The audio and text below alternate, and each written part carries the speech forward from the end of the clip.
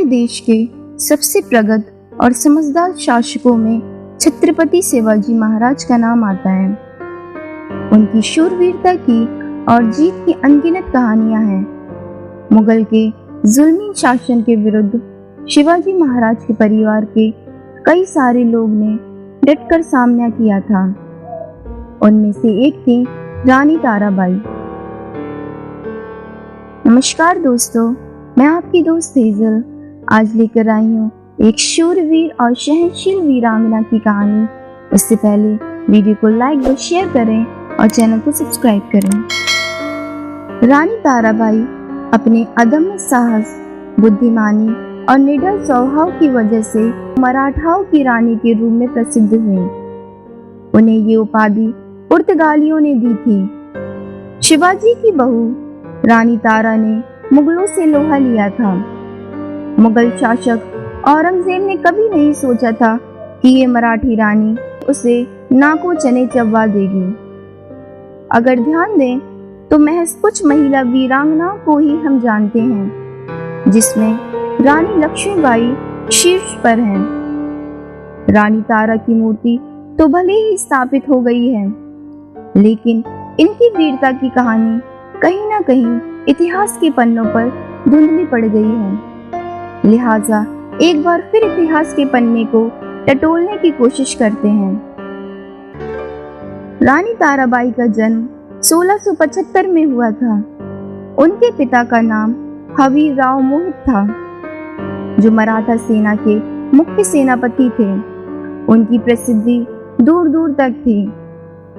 पिता के सेनापति होने की वजह से उन्होंने अपनी बेटी के लिए कभी भी किसी चीज की कोई कमी नहीं रखी। तारा ने शुरू से ही बेहद स्वतंत्र रूप से अपना जीवन जिया था।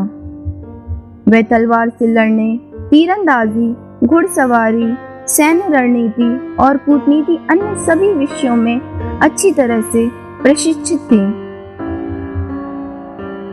तारा को छत्रपति शिवाजी ने अपनी बहू के रूप में चुन लिया। वो महज 8 साल की ही थी जब उनका विवाह शिवाजी के बेटे राजा राम से हो गया।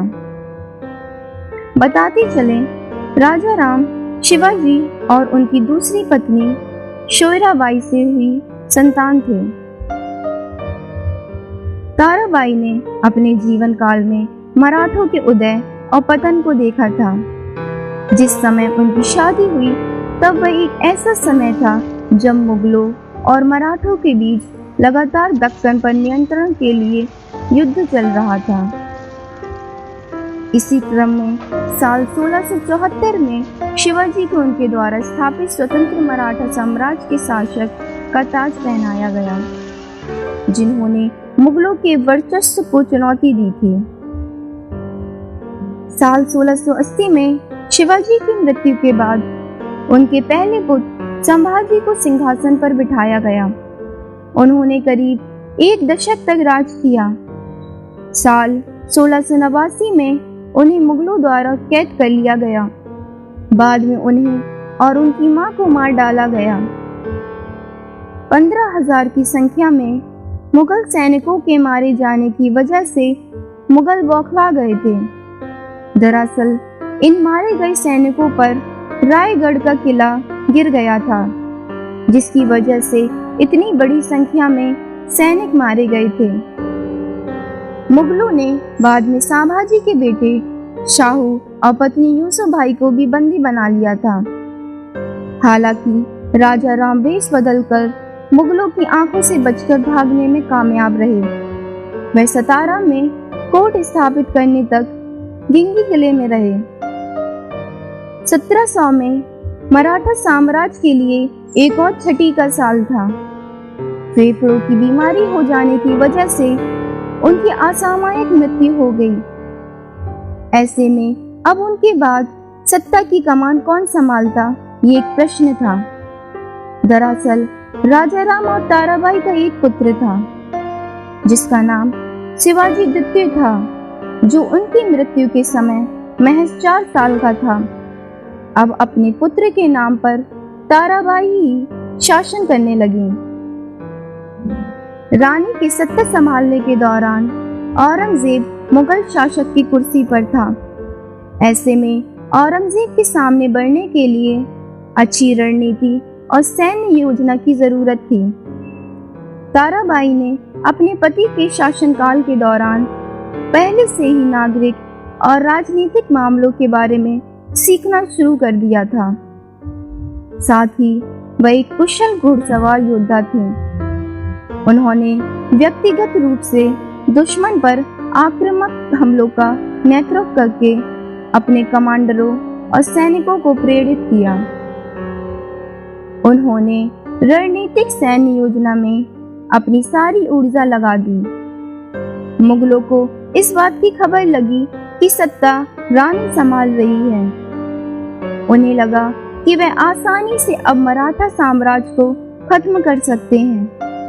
उन्हें लगा कि एक महिला के नेतृत्व वाले इस साम्राज्य को उखाड़ फेंकना बहुत आसान होगा।